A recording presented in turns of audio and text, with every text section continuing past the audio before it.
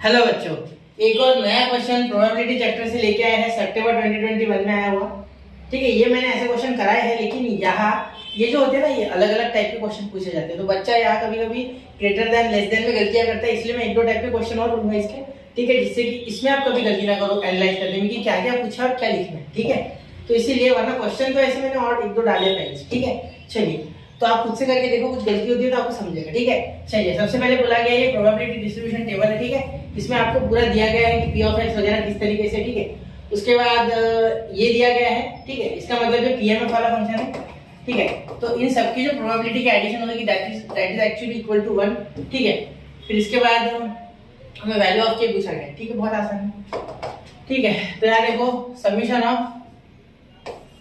Of P of X है। ठीक है, ऐसे बोल सकते हो P of X is equal to 1। ठीक है, या ऐसे लिखना है, मत कोई दिक्कत नहीं।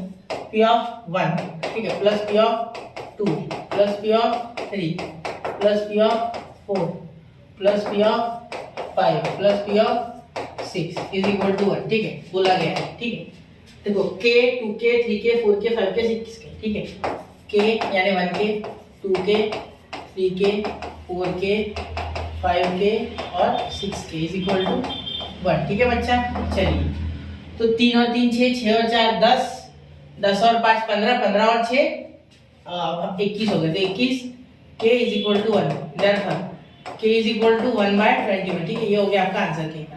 ठीक है, बहुत ही आसानी से k का आंसर आ चुका है। ठीक है, और पहला तो हमने सॉल्व कर दिया है। अब सेकंड, ठीक है, सेकंड देखिए अब क्या है। p probability that x is less than x is greater than 2 and less than 4.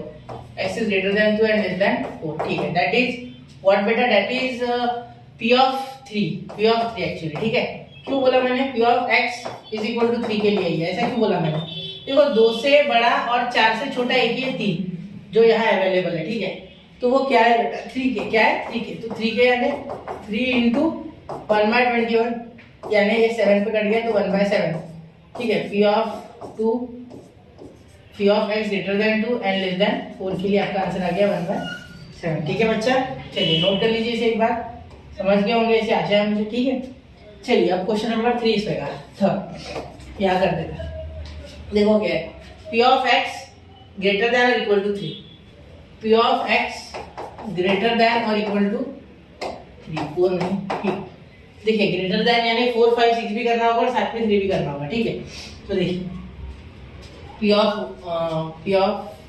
greater than or equal to 3 है ना, तो 3 p of 4 plus p of 5 probability of 5 plus probability of 6। अब इन सबकी प्रोबेबिलिटी आपको पता है बेटा। ठीक है, क्या हो जाएगी?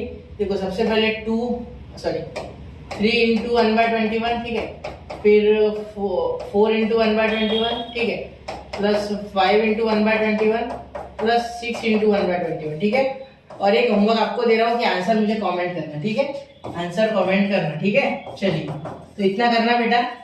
ठीक है, कमेंट हो पॉसिबल तो आंसर कमेंट में करो या खुद से कर लो, कमेंट करने की कोई आवश्यकता नहीं है अगर आपको करना है तो। ठीक है, तो समझ गए।